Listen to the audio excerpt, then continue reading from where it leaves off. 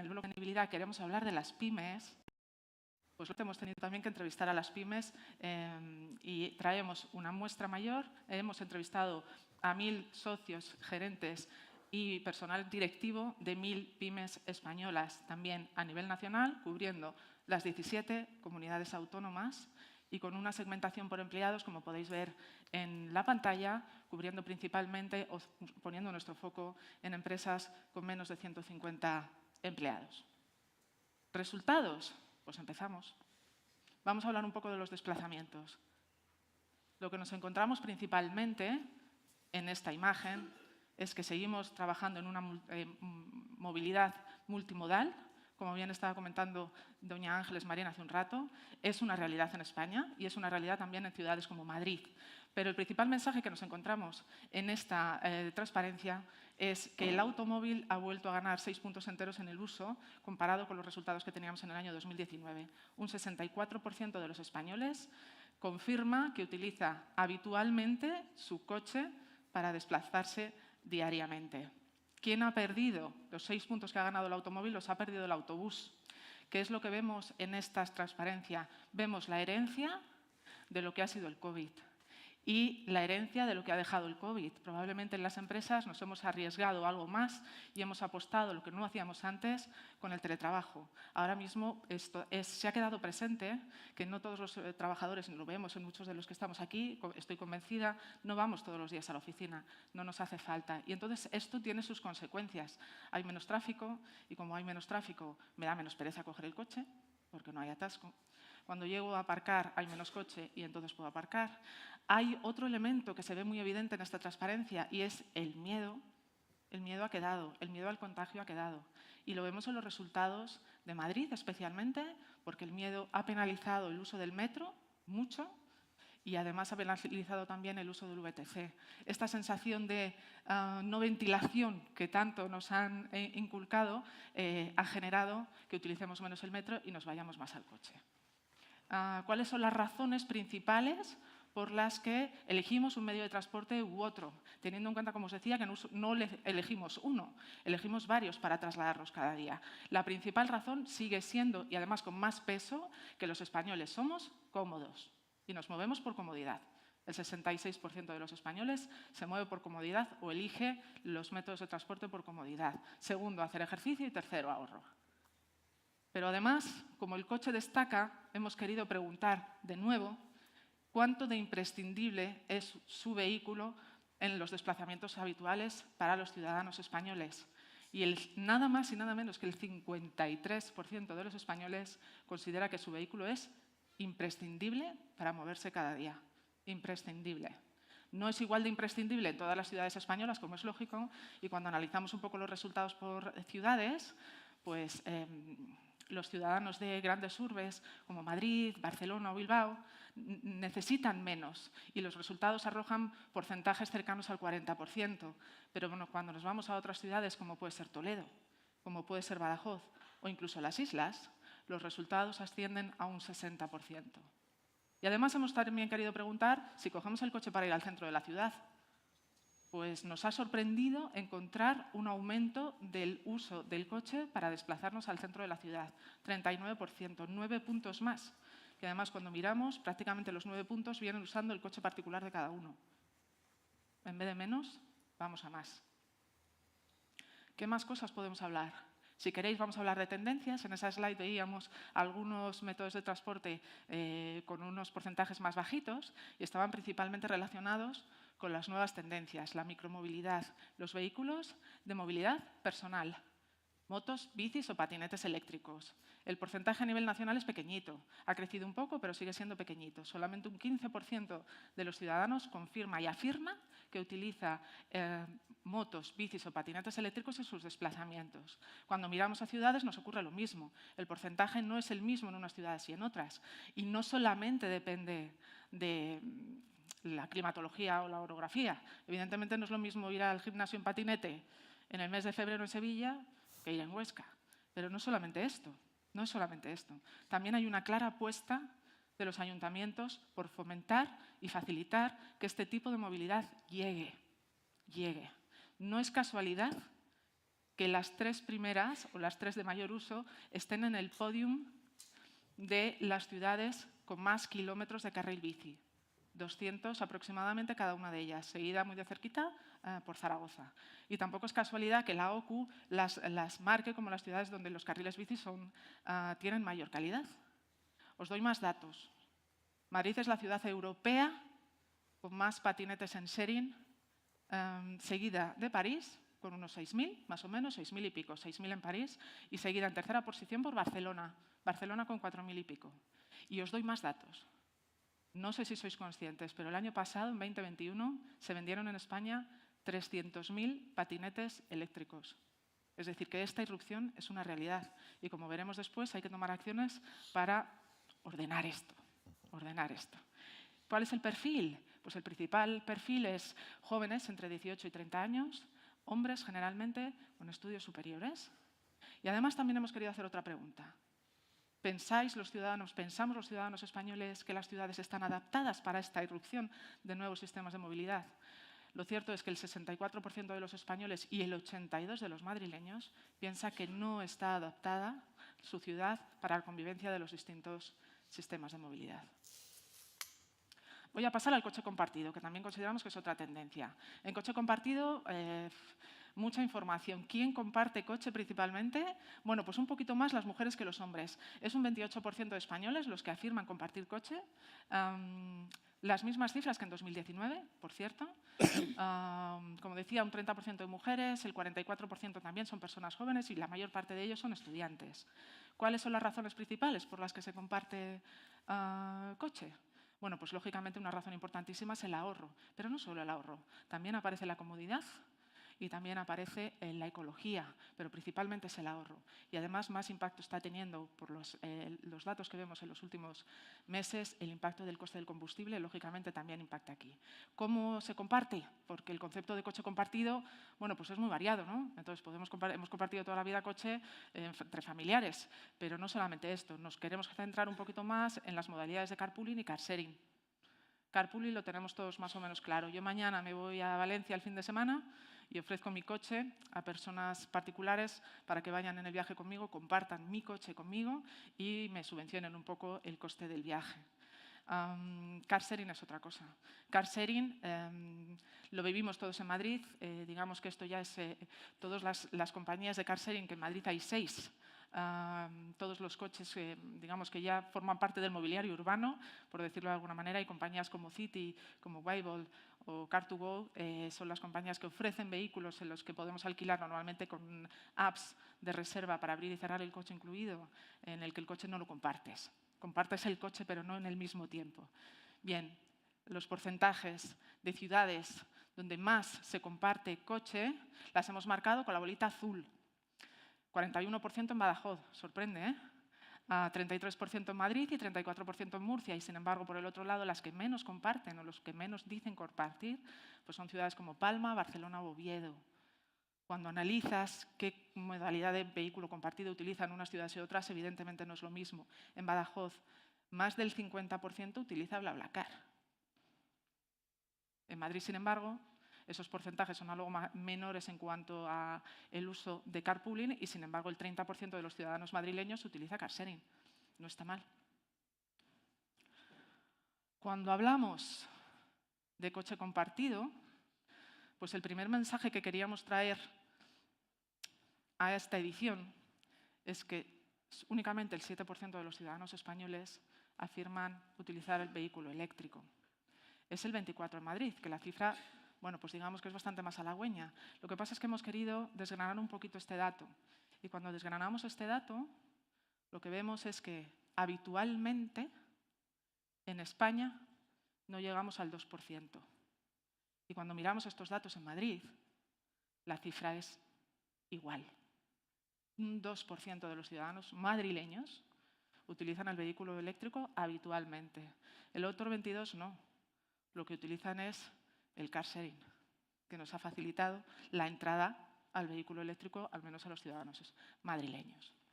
La segunda pregunta que queríamos traer, porque lo consideramos importante, es que más de la mitad de los españoles no está dispuesto a pagar €1 más por un vehículo eléctrico. Esto es una barrera importante. Sí es cierto, por poner el punto positivo, que el 40% está dispuesto a pagar hasta 5.000 euros de más. Bueno, trabajemos con esto. En Madrid las cifras son parecidas con un 46%. Y la tercera cuestión que hemos querido traer o destacar aquí está relacionada con los puntos de recarga. El 36% de los ciudadanos afirma conocer dónde están situados los puntos de carga públicos de su zona. Más bajito en Madrid, un 28%. Pero si bien es cierto que venimos evolucionando y subimos 11 puntos. Bueno. La última apartado que os traigo tampoco es halagüeño, porque el 64% de los españoles afirma que no se ha planteado adquirir un vehículo eléctrico 100%. El 61% en Madrid. ¿Cuáles son las principales barreras? Pues arriba más o menos las conclusiones las sabéis, las podríais haber dicho vosotros. Coste de adquisición es el primero. El segundo es la red de recarga escasa, pasando por autonomía, y aparece en cuarta posición por primera vez, por eso no hay dato comparable con el año 2019, el incremento del precio de la electricidad, que no deja de ser una barrera nueva. Se nos pone un poco más difícil. Por poner el punto positivo, ya no tenemos tanto problema con la variedad de coches, porque es verdad que los fabricantes en los últimos 3 años han irrumpido con muchísima más variedad de vehículos eléctricos. Ante esta situación, pues bueno, si pensamos que tenemos que tener, el Gobierno espera que en 2030, y nos hemos puesto un objetivo muy ambicioso, de que en España haya 5 millones de vehículos eléctricos en 2030, 5 millones de vehículos eléctricos, y hoy tenemos 250.000, pues si hacemos un cálculo rápido, esto quiere decir que tendríamos que matricular aproximadamente 600.000 coches eléctricos cada año, de aquí a 2030, y si todos más o menos tenéis en la cabeza cuál es el mercado del automóvil español, pues esto quiere decir que entre el 50 y el 60% de los coches que vendamos los años venideros tienen que ser o híbridos enchufables o eléctricos. El reto es importante.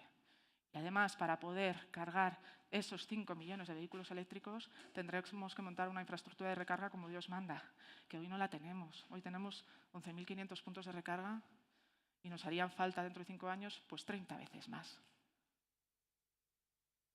Seguridad. Un pequeño guiño al apartado de seguridad.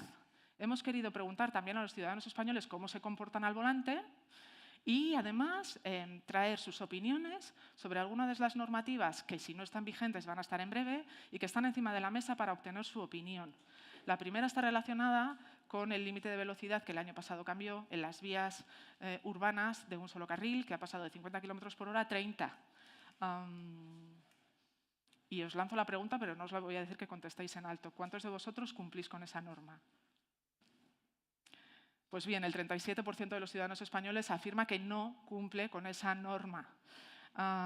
Por daros un poquito más de detalle, los hombres cumplís menos que las mujeres y, sin ánimo de dar ninguna pista a nadie, son los vallisoletanos los que menos cumplen, donde la mitad de los ciudadanos no cumple con la norma.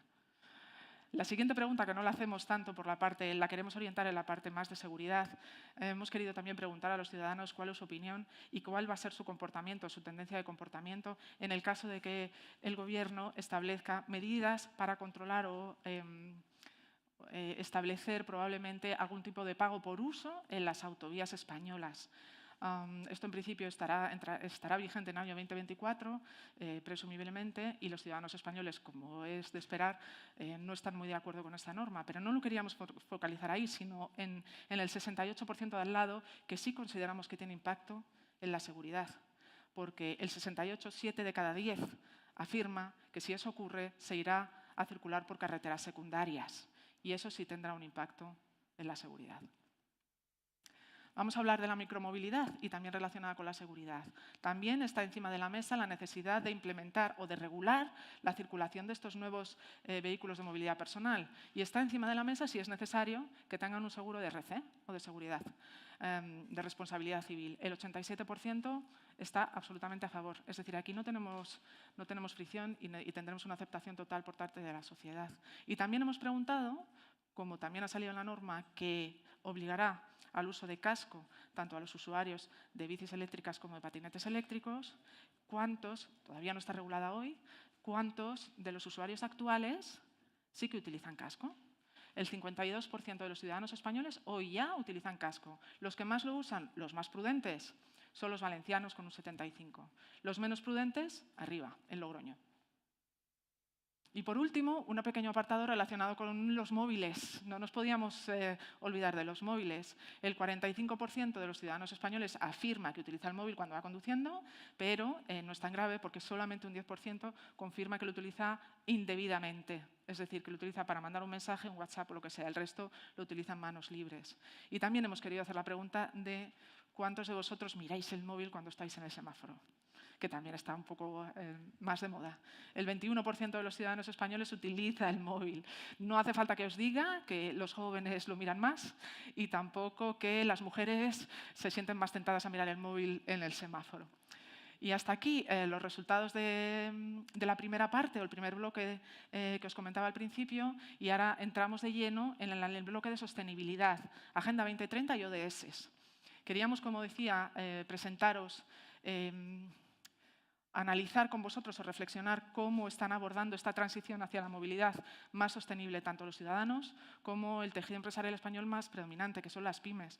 Así que aquí traemos los resultados y os enseñamos cómo es el calado, además, de la Agenda 2030 y los ODS. No hace falta que os cuente a ninguno de los que estáis aquí lo que es la Agenda 2030 y los 17 objetivos que están detrás de ella, con objetivos tan nobles como el fin de la pobreza o la igualdad de género. Pero nosotros, lógicamente, vamos a poner el foco en este foro en los 3 objetivos que están intrínsecamente relacionados con la movilidad, que son el 11, el 12 y el 13, con ciudades y comunidades sostenibles, producción y consumo responsable y, por supuesto, acción por el clima.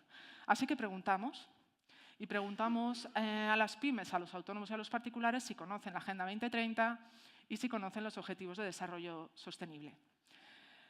Los datos son bastante dispares. Las pymes, el 57% de las pymes afirma que sí conoce los objetivos y el 57% conoce la agenda y el 65% los objetivos ODS.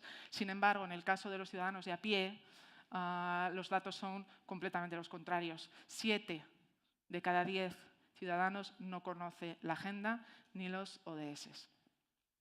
Sin embargo, cuando preguntamos el impacto que consideran tienen la movilidad y el transporte, la contaminación de las ciudades, la verdad es que la respuesta es prácticamente unánime. El 75%, el 68% y también el 75% de los particulares consideran que la movilidad y el transporte tienen un impacto muy importante. Oye, pero también les queremos preguntar su contribución. Es decir, los integran, actúan en consecuencia y entonces hacemos las siguientes preguntas. A las pymes, ¿su contribución es clave para el cumplimiento de los objetivos de la Agenda 2030? Y el 75% de las pymes nos contestan que sí, son parte evidente e importante para el cumplimiento de los objetivos. Y además les preguntamos cuáles de estos 3 de los que hablábamos relacionados con movilidad han implementado en sus estrategias empresariales. El 55% nos dice que sí, los han integrado y el principal foco se encuentra en el objetivo de producción y consumo sostenible. El resto de los 2 están más o menos equilibrados. ¿La foto de los particulares y autónomos? Pues otra. En este caso es justo lo contrario. El 60% de los autónomos y el 56% de los particulares considera que la guerra va con el gobierno y con las grandes empresas y que a ellos no les afecta tanto. Aún así, les hemos preguntado si ellos han cambiado sus hábitos de movilidad para contribuir de alguna manera y el resultado es bastante parejo y similar. Sí, en prácticamente 6 de cada 10, trabajando especialmente caminando más, utilizando algo más el transporte público e introduciendo la bici. Bueno, pues con todo esto, creo que hablando de sostenibilidad, de transporte, de contaminación, pues probablemente tenga sentido que hablemos de cuál es si me decís, la calidad del parque de vehículos que tienen estos colectivos, ¿no? Y que además lo analicemos por colectivos. Y la información la tenéis en la pantalla. El 57% de las pymes tienen coches de más de 5 años, pero según vamos bajando, pues cada vez la foto es un poco más fea. Y si terminamos en la de particulares, 7 de cada 10 tienen coches de más de 5 años. Pero es un poco más fea si miramos los datos del parque de más de 10 años. Las pymes tienen un parque muchísimo más saneado. Solamente el 5% de las pymes hablan, solamente el 5% de sus coches tiene más de 10 años, pero sin embargo, cuando nos vamos a ver a los particulares, el 41% tiene coches de más de 10 años. Esto no es solamente contaminación, es también seguridad. Con esta foto lo que se le hemos querido preguntar es qué esperan hacer y cuándo piensan renovar. ¿Su tendencia al cambio de coches va a cambiar o no va a cambiar? Y los resultados los tenemos atrás. ¿Qué quiere decir esto? Los principales mensajes que traemos aquí es que la incertidumbre ante las circunstancias actuales ha aumentado considerablemente y también ha aumentado el porcentaje de ciudadanos que mantendrán sus coches más de 10 años. Hoy tenemos un parque de 13 años de media. Y si yo veo esto y leo esto, no sé si llegáis todos a las mismas conclusiones que yo, pero es que o hacemos algo o lo que veremos en los próximos años será un envejecimiento del parque aún mayor. El principal motivo de cambio de coche, ¿por qué cambiamos de coche? Pues cambiamos cuando se nos rompe. Cuando se nos rompe. Y también aparece con fuerza el menor consumo, que también está relacionado un poco con las circunstancias de mercado, y por un vehículo más sostenible. Pero al final, casi 7 de cada 10 lo cambiamos el día que se nos cae. Bien, intención de compra. ¿Qué os parece si vemos además cuándo van a cambiar y después de ver cuándo van a cambiar, por qué van a cambiar? Porque al final esto es lo que va a hacer el cambio de mix que vamos a encontrar en el mercado y lo que nos puede llevar hacia los objetivos de sostenibilidad que hablábamos antes. Y los resultados los veis. Básicamente son las pymes las que están liderando la electrificación. ¿Por qué? Porque tenemos un 22% de intención de compra de eléctrico puro en las pymes, pero además un 20% de intención de compra de híbrido enchufable, 42%. Bueno, nos vamos en los autónomos a un 15% de eléctrico y 18% de híbrido enchufable, y en el caso de los particulares 14 y 17. Particulares y autónomos siguen sin estar convencidos, van a hacer esa transición, pero la van a hacer más flojita. Apuestan por el híbrido, y el híbrido aquí en bajito, pues hombre, muy sostenible del todo o no. Y no nos olvidemos, que me gustaría también destacar, que para las pymes el diésel sigue siendo importante, porque hay circunstancias y rutas en las que el diésel sigue siendo el coche más eficiente. ¿Hay aspectos que influyen en la intención de compra? Pues los hay, y hemos querido traeros pues 3 de ellos para también tener como reflexión en la mesa de debate. El primero es, ¿está afectando a tu movilidad la subida del precio del carburante? Pues 6 de cada 10, independientemente del sector, contesta que sí. ¿Cómo está influyendo en la movilidad? En la mayor parte de los casos, que es en el 40% de los casos, reduciendo los traslados. ¿El aumento de la electricidad puede suponer un freno para la electrificación? Pues sí. Para las pymes, la opinión de las pymes es que el 67% considera que sí, y en aproximadamente el 60% de autónomos y particulares también. Y además hacemos otra pregunta. Oye, ¿qué pasa si al final llega la prohibición de venta de vehículos de combustión e híbridos en 2035? ¿Seguiréis comprando lo mismo? ¿Vuestra intención de compra seguirá siendo la misma? Pues el dato más alto es el de las pymes, en el que solamente la mitad mantendrá su decisión de compra. En el resto de casos tengo que destacar que la indecisión es absoluta, 43 y 46% en el caso de los particulares. Es decir, tenemos que ayudar a los usuarios y a los ciudadanos a decidir y a lanzarse un poco hacia la movilidad más sostenible. También hemos querido hacer alguna pregunta relacionada con la calidad del aire en las ciudades. Algunas de las medidas que están en marcha para ver si gustan más, gustan menos y cuál es el impacto que tienen en la sociedad. Y no podía dejarme el plan PIBE, no podía dejarlo. Perdón, el plan MOVES. Y cuando vemos el plan MOVES, pues lo que vemos es que las pymes, es conocido en las pymes, con un 54% de conocimiento, y sin embargo, cuando nos vamos a ver a los ciudadanos de a pie, es que en los particulares el 77% no sabe lo que es el plan MOVES. El plan MOVES, que a un particular le puede dar 7.000 euros para cambiar su coche por un eléctrico, y que decían que la principal barrera de entrada para la compra de un eléctrico era el coste de adquisición.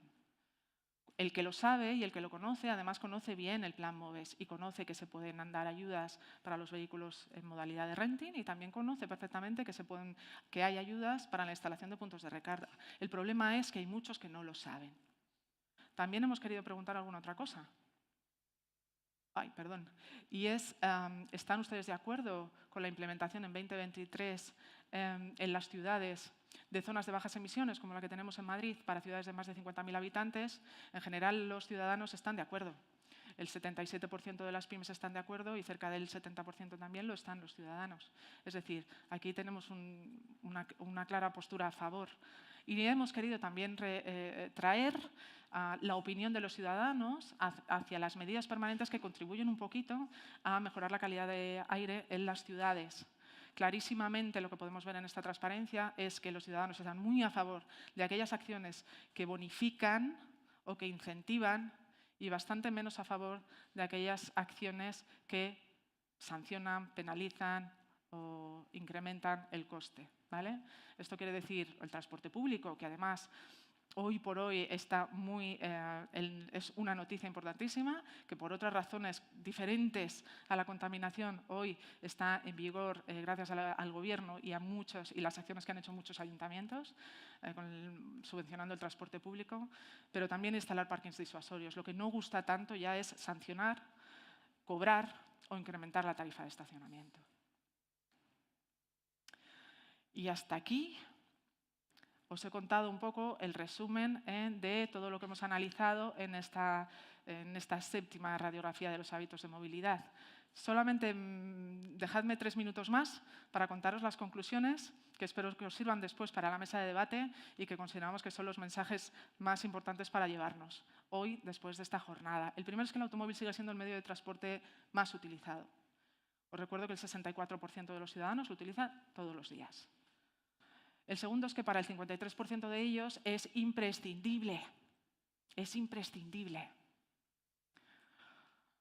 La micromovilidad crece, pero crece gradualmente, aunque todavía está lejos de un uso muy generalizado. Lo hemos visto. Los porcentajes mayores están cercanos al 28%, pero no pasamos de eso. A nivel nacional, en un 15%. El 64% de los ciudadanos españoles no se está planteando comprarse un vehículo eléctrico. 7 de cada 10 cambiaría su ruta a una carretera secundaria si empezamos a cobrar peajes en las autovías. Y más relacionados con sostenibilidad, os diría que las pymes es el colectivo más concienciado con la Agenda 2030. Los ciudadanos consideran que la mayor responsabilidad la tiene el Gobierno y las grandes empresas. Las pymes es el colectivo que más apuesta por la electrificación. Os diría también, que no he comentado antes, que el colectivo más concienciado, tanto en pymes como en particulares, es el colectivo joven. Está mucho más concienciado, conoce mucho mejor los objetivos y además los aplica más. Digamos que es algo de esperanza. El 77% de los particulares no conoce el Plan MOVES.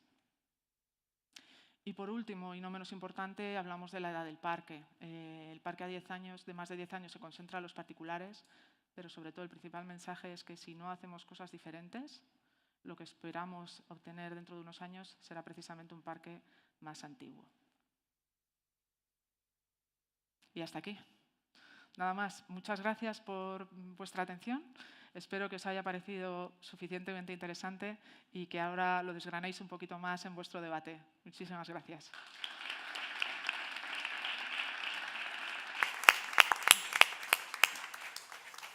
Muchísimas gracias, Alicia Gálvez, por compartir con tanta precisión los resultados del estudio sobre los retos de movilidad sostenible. Hemos conocido a través del estudio las opiniones de pymes, de autónomos y de particulares. Y precisamente ahora vamos a conversar con representantes de estos colectivos en una mesa redonda en la que van a estar presentes Fermín Albaladejo, presidente de CEAGE, la Confederación Española de Asociaciones de Jóvenes Empresarios. Buenos días. Celia Ferrero, vicepresidenta ejecutiva de la Federación Nacional de Asociaciones de Trabajadores Autónomos, de ATA. Muy buenos días, Celia. Buenos días. Antonio Pomares, responsable de movilidad y miembro de la Junta Directiva de CECU, la Confederación de Consumidores y Usuarios. El hombre del día. Se nos tiene que ir muy rápido a las 12 menos 10 porque tiene que ir a otra mesa redonda y luego una videoconferencia, etcétera, etcétera. Adelante, Antonio. También contamos con la presencia de Ana Sainz, directora general de la Fundación Seres. Buenos días, Ana. Y por último, ya le conocen, Alberto Copado, CEO de Alphabet, compañía de renting, gestión de flotas y proveedor de movilidad corporativa perteneciente al grupo BMW. Bueno, son las 11:25, tenemos hasta un poquito antes de las 12 del mediodía, contando con que Antonio se nos tiene que marchar. Así que pido un debate muy ágil y muy movible. ¿De acuerdo? Muchas gracias por venir a todos, como les decía. Y lo primero de todo voy a pedir en no más de un par de minutos cada uno de los 5 miembros de la mesa la valoración de los resultados del estudio que nos acaba de presentar Alicia respecto al conocimiento de la Agenda 2030 y de los ODS, de los Objetivos de Desarrollo Sostenible, por parte de los distintos colectivos a los que representáis. Comenzamos con Fermín. Bueno, muchas gracias, Cristina. Gracias a todos. Bueno, en primer lugar, comentar que la radiografía que hemos visto con este estudio es la radiografía de España. O sea, está muy bien hecho porque los datos que nosotros barajamos y con los informes que también ha sacado la Fundación Seres y otras instituciones, el 95% de las pequeñas y medianas empresas españolas, al menos de los jóvenes empresarios también, pero de todas en general, implantamos en nuestras compañías, en nuestras pequeñas y medianas empresas, objetivos de desarrollo sostenible y políticas de RSC. Es decir, tenemos implantadas políticas de responsabilidad social corporativa desde hace bastante tiempo y cada vez, y con las nuevas empresas, los jóvenes empresarios que se van creando en estos nuevos tiempos, ya lo incorporan de serie. Es decir, quizá no todos los 17 objetivos, porque los 17 objetivos no son para todos los países, evidentemente, aunque se implantan todos, pero hay algunos objetivos que en España concretamente ya lo llevamos muy avanzado, ¿no? Por tanto, yo creo que es una muy buena radiografía de lo que está ocurriendo actualmente en nuestro mercado empresarial. Gracias. Celia. Adaptadas a los autónomos para poder medir y que eso tenga un beneficio, a no ser que sea simplemente el ahorro, cuando se trata de adquisición de vehículos, etc. Así que yo creo que aquí hay 3 cosas. Primero, la heterogeneidad de los autónomos. Segundo, el problema de no tener herramientas de medición. Y tercero, que no existe una rentabilidad a la medición de las mismas, es decir, a incorporar esos comportamientos o a entender que esos comportamientos, aunque ellos los estén haciendo, no van a poder transmitirlos, comunicarlos, ni les va a servir para nada. Entonces, no les ven la utilidad. Muchas gracias, Celia. Antonio Pomares. Vamos a ver, en principio me parece muy bien, muchas gracias por la explicación, ha sido, creo que, de los pocos estudios que se han hecho correctamente y hace tiempo que estamos en los estudios. De cara a los consumidores hay una problemática. El consumidor en sí solamente ve, el consumidor final, el usuario, ve dijéramos, para el transporte es, primero, la rapidez. Segundo, lo que dijéramos, el precio. Y tercero, la comodidad. Pero hay una cosa, no se preocupa mucho de las ODS, no se preocupa mucho del plan MODE, porque en realidad piensa que no le afecta a él. Porque tanto IDAE, por ejemplo, que es la empresa en España, que se podría decir, no hace la información adecuada para el consumidor final. Se basa más en la información a los grandes empresarios, a los pequeños empresarios, no le llega. Solamente le llega a través de nuestras asociaciones y cuando hay una asociación que se mueve, entonces en realidad tiene más conocimiento. Si no, no existe conocimiento. Y sobre todo en transporte es como si fuera una María. O sea, ahí se preocupa más de la sanidad, se preocupa más de la salud, pero el transporte no se preocupa mucho. Luego ya hablaremos más de otros problemas. El transporte es como una María. Ana. Bueno, primero agradecer la invitación y enhorabuena por el Foro de Movilidad y enhorabuena a Alphabet por todo lo que está haciendo en materia de movilidad sostenible. Nosotros que representamos principalmente a las empresas, bueno, pues es cierto, ¿no?, que dentro de los colectivos las empresas, y en este caso las pymes, son los que son más conocedoras de la Agenda 2030. Yo creo que esta agenda, una de las grandes características que tenía era precisamente esa universalidad, ¿no?, esa necesidad de, ante un entorno ya previsto y mucho antes de los últimos acontecimientos complejo, que fuésemos de alguna manera capaces de todos los agentes activarnos para dar solución a los grandes problemas sociales a los que nos enfrentamos. Muchos de ellos pues, que ya nos ha comentado Alicia, destinado con la movilidad, ¿no? ¿Por qué las empresas son uno de los agentes que digamos que más han reaccionado? Pues nosotros siempre lo definimos y sabemos que no están calibrados o no tienen la misma intensidad, ¿no? Pero claramente uno de ellos es la regulación. Las empresas tienen obligación y cada vez hay más normativa alrededor de su implicación con temas sociales y medioambientales. No ha ajustado exactamente a los ODS, pero muchos de ellos, pues hay el tema de desigualdad, por supuesto hay temas de clima, por supuesto hay temas sociales, que sí también ya hay normas alrededor. El segundo de ellos, y que para nosotros es muy importante también, es esa necesidad del propósito de las empresas. Las empresas cada vez tienen que conectar con todos los agentes y hay una necesidad de no ser solo un número, ¿no? Sino realmente de ser un modelo distinto.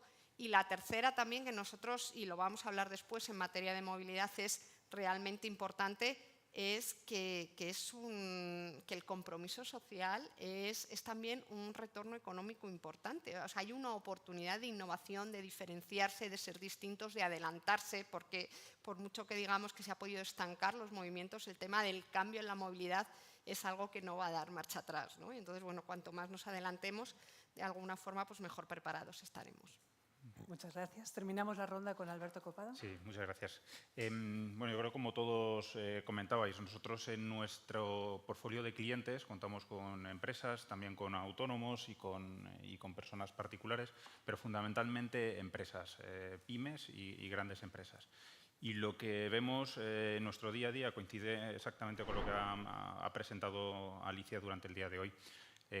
Hay una correlación muy directa entre el tamaño de las flotas, el tamaño de las empresas y la conciencia y el conocimiento del impacto que tienen las acciones de estas empresas en el medio ambiente. Muchas de estas empresas, mencionaba Fermín y Ana, implementan acciones de responsabilidad social corporativa y muchas de ellas vinculadas a movilidad. En nuestro día a día es muy frecuente encontrar flotas donde ya una parte de la flota es electrificada o 100% eléctrica. Es muy, muy habitual. En particulares, vemos cómo la conciencia se va generando, va creciendo. Alicia mostraba datos donde casi se duplica la intención o uno de los propósitos es el medio ambiente, pero todavía hay mucho recorrido. Es cierto que los ODS son complejos y muy amplios, y desde nuestro punto de vista implica que es necesaria una colaboración público-privada sólida para seguir dando pasos en esta dirección.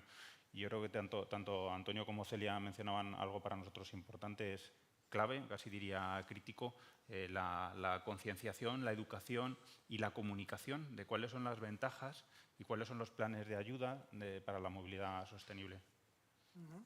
El estudio ha dejado claro que tanto pymes como autónomos y particulares consideran muy importante el impacto que tiene el transporte y la movilidad en la contaminación de nuestras ciudades.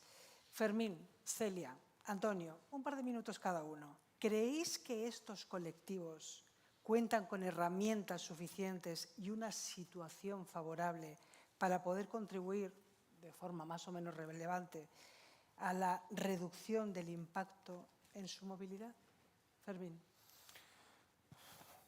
Bueno, yo sinceramente creo que las empresas españolas estamos muy a la vanguardia y los empresarios invertimos y empresarias de este país invertimos mucho en innovación, en copiar aquello que lo están haciendo bien en otros países, nos movemos muchísimo, pero sí es cierto que no contamos con las herramientas adecuadas, porque esta mañana lo contaba muy bien, ¿no? La directora de la oficina que creo que ya no está, la directora de la oficina de movilidad del Gobierno de España, que cuando uno hace un plan estratégico, y esto lo hacemos todos en nuestras pequeñas y medianas empresas, y cuando uno hace un plan estratégico como el que ha hecho el Gobierno, pero que de alguna forma ayude a estas empresas a adaptarse.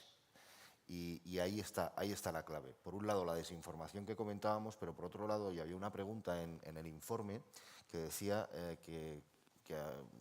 podrían invertir como 5.000 euros más en un vehículo eléctrico, ¿no? Ahí nos va dando ya un dato de lo que pensamos las empresas. Y las empresas hoy, en el día de hoy, no estamos en disposición de aumentar nuestro gasto, entre otras cosas porque el coste energético está yendo contra nuestro margen, el coste de los carburantes está yendo contra nuestro margen y todo eso está mermando la capacidad de crecimiento que tienen nuestras empresas y lo que teníamos en el plan estratégico en el año 21 pues no sirve para lo que estamos dispuestos a hacer en el año 22. Por tanto, yo creo que es importante que se dote a las empresas de esas herramientas. Todos queremos, y no conozco a nadie que no apueste por la sostenibilidad y por el medio ambiente, pero necesitamos que realmente nos ayuden y vayamos de la mano en esa adaptación que necesitamos las empresas y los particulares. Celia. Bueno, yo creo, y me reitero, ¿no? La falta de herramientas, de guías prácticas, pero sobre todo una mentorización. Yo creo que aquí no solo hay que decir, esta es la herramienta, ¿no? Esto es cómo lo podrías hacer, sino que de alguna forma hay que mentorizar a esos autónomos en cómo hacer que eso pueda ser integrado en su día a día y en su actividad concreta y además cómo, digamos, cuáles van a ser las ventajas, cómo va a poder rentabilizarlo. Hay que decir que el tamaño, y antes estaba diciendo, es muy relevante. Entiendo, no sé el tamaño que se ha utilizado para las pymes españolas, pero hay pymes mucho más pequeñas que yo entiendo que estarían más en la situación de los autónomos. Pero el problema que tienen ahí es, primero, que ahora mismo están ahogados. Hay que tener en cuenta que un autónomo hace de todo. Es decir, es el que gestiona, contabiliza, vende, etcétera. Con lo cual, esto es una tarea más. Es una tarea que si externaliza sería cara, con lo cual aumentaría también el coste. Es decir, tener una consultoría sobre algo de cómo rentabilizar o hacer más eficaz su negocio desde el punto de vista de la movilidad, pues también, o de la sostenibilidad, pues sería muy relevante. Entonces, yo creo que aquí, desde el punto de vista de contexto económico y de incertidumbre, estamos en uno de los peores momentos para esa transformación. Segundo, hay que realmente buscar cómo mentorizamos y sensibilizamos en ese sentido. Sí, que es importante. Sí, estas últimas palabras, por favor, Celia. ¿Está encendido? Sí. Vale, simplemente y yo creo que lo más importante es eso. Primero, que ofrezcamos esos servicios de mentorización y de consultoría de forma accesible y sobre todo que haya ese acompañamiento, no solo contenidos. De nada sirve desde mi punto de vista grandes exposiciones sobre qué son los ODS, etcétera, si no hay una persona que les acompañe, igual que pasa con la digitalización, en esa transformación. Y sobre todo eso, que ellos vean la ventaja, es decir, no existe una obligación hoy para ese tamaño de empresas. No existe esa obligación y tampoco se puede obligar, como decía, porque si no sería asunción de costes extraordinarios. Lo que hay que buscar es efectivamente que puedan acceder a las mismas cosas que acceden las grandes, sin la obligación de tener que hacerlo, pero que toda la parte de acompañamiento a esos accesos, como por ejemplo contratación pública, etcétera, se haga de una forma, digamos, casi gratuita, porque a toda la sociedad nos beneficia que todo el tejido empresarial se transforme, no solo unos pocos. Muchas gracias. ¿Antonio? Sí, vamos a ver. No, por la contaminación, vamos a ver. Hay una cosa que siempre decimos, el transporte conlleva el 30% de la contaminación, pero ese dato no es correcto, porque el 30% lo lleva todo el transporte, pero el transporte público solamente contamina el 2%. No olvidemos que si consideramos al usuario final que hiciera uso del transporte público, la contaminación disminuiría en las ciudades enormemente. El consumidor final sí es quizá la base que tenemos las asociaciones de consumidores más fuerte para decirle que estamos contaminando. Y eso es la única manera de posiblemente cambiar los hábitos de transporte.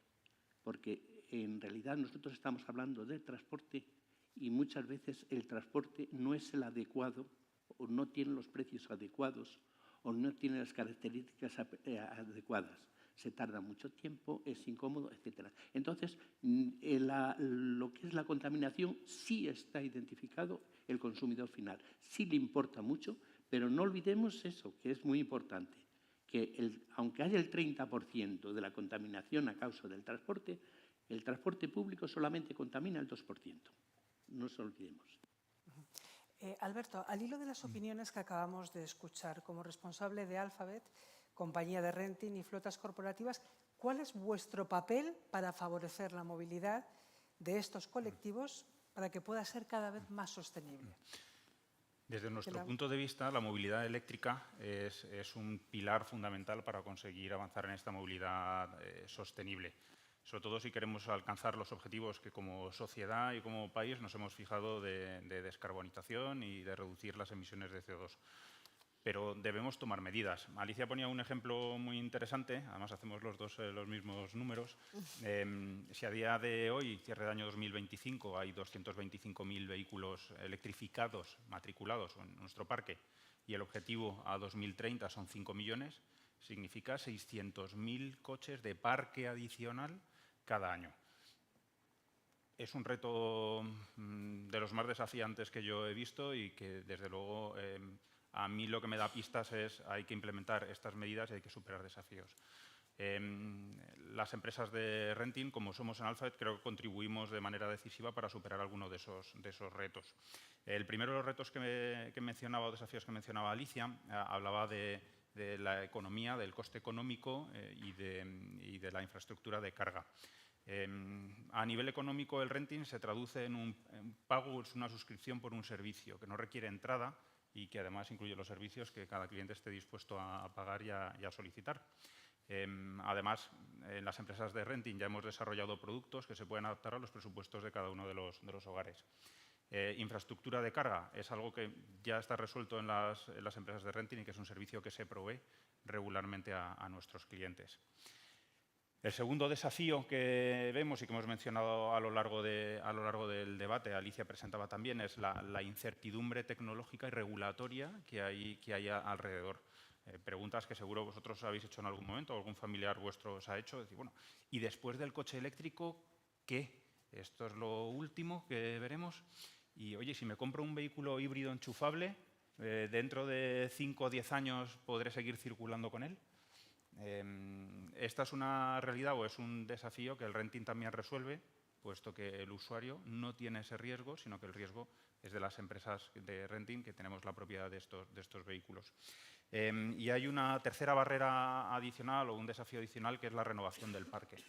El parque a día de hoy, la antigüedad media en España es de 13,5 años, es enorme, y una forma de reducir las emisiones de CO2 de nuestra actividad diaria es cambiar estos coches, es renovar estos coches y rejuvenecer nuestro parque.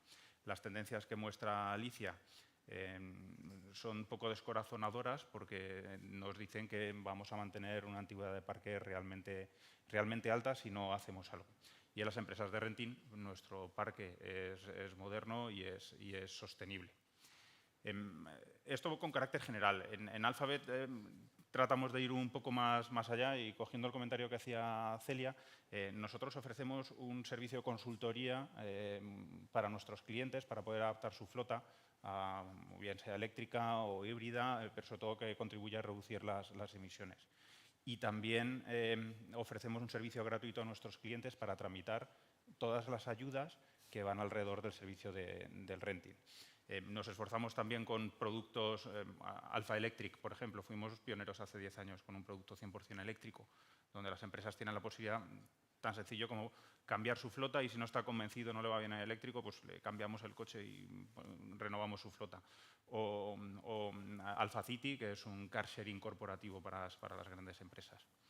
Pero sin duda, y como cierre, el renting es un agente clave para contribuir a mejorar de manera rápida, y sí que a los usuarios, bien sean empresas, autónomos o particulares, les suponga un esfuerzo mayor del debido para poder renovar el parque y reducir las emisiones de CO2.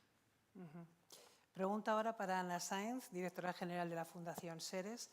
¿Estamos preparados como sociedad para apostar de manera firme por una movilidad sostenible más allá de los compromisos institucionales y gubernamentales?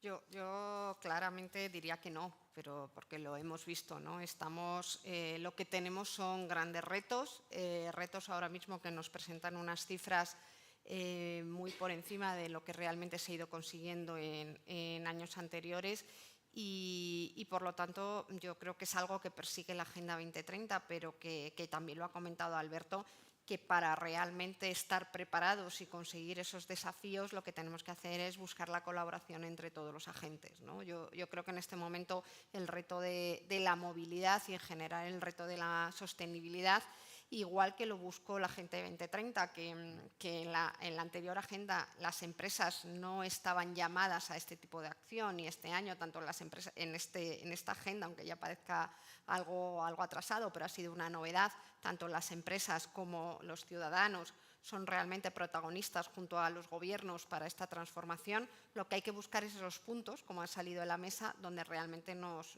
podamos apoyar. Y luego, bueno, pues realmente si esta transformación es real y queremos todos apostar por ella, pues insistir también, ¿no? De alguna manera en lo que han comentado, dónde están los beneficios de esa transformación, ¿no? O sea, aquí mis compañeras me han pasado, por ejemplo, en muchos números de dónde está la rentabilidad apoyada también en la sostenibilidad y es verdad que, por ejemplo, un estudio de Oliver Wyman en algún dato como el transporte compartido que nos ha mostrado Alicia, pues decía que ahora mismo estamos en torno a 57.200 millones de rentabilidad que genera y en 2030 se espera que sean 145.000 millones. O sea, y además conseguimos todos los retos de sostenibilidad. Entonces, tenemos que ser más claros en dónde están las oportunidades y, ojo que lo hablaremos después, es que la movilidad es mejora medioambiental, pero la movilidad es una de las claves de inclusión de nuestra sociedad, muy relevante y por lo tanto se centra en las personas y no podemos dejar a gente detrás no haciendo una movilidad inclusiva para todo el mundo. Una pregunta ahora en la que me gustaría que respondieran Antonio, Celia, Ana y Fermín. Uno de los datos más sorprendentes, al menos desde mi punto de vista del estudio, es el escaso conocimiento de los planes de ayuda puestos en marcha por el Gobierno para impulsar la movilidad eléctrica. De hecho, en algunas comunidades autónomas no se ha llegado a hacer uso de los fondos destinados para ello y, sin embargo, en otras comunidades autónomas se han gastado esos fondos y ha sido necesario solicitar nuevas partidas. ¿Cuál es vuestra valoración sobre estas medidas institucionales? Por ejemplo, empezamos con Celia. En un minuto, y siento que no voy a tener misericordia con el tiempo. Vuelvo a decir lo mismo. Hay una falta de difusión y de llegada. Hay que tener en cuenta que estamos hablando de empresas muy atomizadas. Bueno, el autónomo es algo muy atomizado y que no tiene por qué estar pendiente todo el día de lo que sale en el BOE ni de cuáles son las ayudas, aparte de que lo consideran una traba administrativa. Hay unas trabas administrativas brutales, es decir, se tienen que poner a rellenar formularios, etcétera. Y eso echa para atrás a cualquier autónomo que está peleando por lo que realmente le da de comer, que es vender. Entonces, el gran problema que tienen es que no existen, vuelvo a decir, ni ayudas externas para poder precisamente hacer la solicitud por parte de otros, ni que estén pendientes de, oye, esto lo puedes solicitar, te voy a informar, etcétera. Yo creo que ahí la atención individualizada es esencial. Y luego se habla mucho de digitalización de las empresas, de digitalización de los particulares, etcétera, pero yo creo que la administración debe de digitalizarse también. Y debe digitalizarse en el sentido de que estas ayudas no puede ser que un autónomo tenga que ir a la administración pública. La administración pública tiene que llegar al autónomo. Y eso se puede hacer vía muchísimos canales. Y ahora mismo el problema que tenemos es que hay 200.000 ayudas, planes, etcétera, que primero ni se conocen porque eso tendría que ser una persona todo el día pendiente de lo que sale. Segundo, en el momento que se lo dicen a su gestor, que suele ser la persona más cercana y que hace estas cosas, el gestor le va a decir, bueno, sí, pero es que esto, te voy a tener que pedir esto y hay el modelo tal y hay que tal, no sé qué, y tienes que presentar y me tienes que dar todo esto. Y entonces, ya con todo el papeleo que tienen, esto es algo más. Es decir, no son cosas intuitivas, es decir, con la información y los datos que ya tiene la administración y la documentación que ya tiene la administración, ¿por qué no se hace de forma más automática? Y sobre todo, ¿por qué no se ayuda directamente al autónomo a solicitarla de forma fácil? Y centralizada, sobre todo, porque es que, claro, esto de comunidades autónomas, luego están los ayuntamientos. O sea, nosotros hemos llegado a calcular que un solo autónomo podía haber recibido en ayudas casi 12.000 euros durante el COVID, del número de ayudas que había, pero no se ejecutan ni el 25%. Antonio. Completamente de acuerdo contigo. Efectivamente, hay un problema, hay dos desde nuestro punto de vista. Primero, la burocracia intensiva que hay para conseguir alguna ayuda. Segundo, la información. No hay información adecuada y efectivamente hay muchas ayudas, muchísimas, pero el consumidor final, si vosotros tenéis problemas con el gestor, imaginaos lo que es un consumidor final. Y luego hay una tercera, y es que primero hay que pagar y luego pedir. O sea, primero se paga y luego se pide, para el tipo de ayuda que fuere. Entonces, eso es lo que debía de cambiar. En países como Europa, como Italia, por ejemplo, se hace directamente. Es decir, si tú compras un coche, automáticamente al señor que le compras el coche, la empresa, lo que sea, va directamente, es el que se encarga ya de recibir la ayuda o la bonificación o la subvención. Aquí en España no. Primero pagas, el consumidor final tiene que pagar y luego recibe. Pero aparte de eso es falta de información, una burocracia grande y luego anticipar los pagos antes del cobro. Ana. A ver, nosotros lo que percibimos es que hoy por hoy, y más relacionado con las empresas, lo que es la movilidad sostenible y en general la sostenibilidad, pues todavía hay que repercutir un extra en el precio, ¿no? Y coincido plenamente que es el ciudadano el que hoy por hoy no puede absorber ese precio, ¿no? Entonces, todas las medidas, de alguna manera, que se promuevan tanto del mundo privado como del mundo público, lo que tienen que hacer es colaborar primero en esa información, en una información que muchas veces nuestros, de alguna manera, palabras no facilitan ese conocimiento, y luego acompañar, y más en una situación donde estamos, con la subida de tipos, con el IPC como está, que acompañemos al ciudadano a dar realmente ese paso, ¿no? Y ahí vuelvo a insistir en que la colaboración público-privada, porque lo hemos dicho antes, o sea, no pueden absorber tampoco, porque empresas estamos hablando de todos los tamaños, o sea, no es una capacidad de absorber el precio de las empresas. Si queremos apostar por esto, es una inversión para un beneficio del futuro, pero tenemos que haber esa colaboración público-privada. Fermín. Pues por buscar soluciones, yo creo que, vamos, totalmente de acuerdo con mis compañeros y recordaba, digo, bueno, una de las cosas que ha hecho bien el Gobierno, tampoco vamos a entrar en detalles, ha sido el kit digital. El kit digital que a través de la Secretaría de Estado de Digitalización, que lidera muy bien Carme Artigas, bueno, pues ha conseguido algo que con la ayuda de todos, porque esto al final, para que llegue al consumidor final, para que llegue al autónomo, para que llegue a la empresa, necesita la ayuda de todos. Y en este caso, en el caso del kit digital, que aunque sea un bono de 12.000 euros, algo es para las empresas y está funcionando muy bien en coordinación con todos, con el Colegio de Notarios para cruzar datos, con las organizaciones de autónomos como ATA, las organizaciones empresariales, colaborando en la difusión de ese kit digital, que al final somos los que el nexo, igual que la Confederación de Usuarios de Consumidores, somos ese nexo de unión entre el autónomo con la empresa, ¿no? Por tanto, yo creo que habría que copiar y trasladárselo a la Oficina de Movilidad del Gobierno de España, que copien lo que ya funciona, que copien el modelo del kit digital que está funcionando muy bien y llegando esa ayuda a todas las empresas y todos nos estamos acogiendo a ese paquete. Se tiene que marchar Antonio. Una última pregunta y voy a pedir a los 5 integrantes una respuesta con una palabra. ¿Cómo veis el reto de conseguir cumplir los compromisos de la Agenda 2030 desde la perspectiva de la movilidad? ¿En una palabra, Antonio? Difícil. ¿Difícil? ¿Celia? Complejo. ¿Complejo? Desafiante. ¿Desafiante? Incertidumbre. ¿Incertidumbre? ¿Incierto? Aceptamos el reto. Aceptamos el reto. Y me ha guiñado un ojo. Muy bien, Antonio, gracias, que te tienes que ir para tu siguiente. Gracias a todos. Gracias a FABE y gracias a todos los que habéis asistido y sobre todo que lo habéis llevado de maravilla.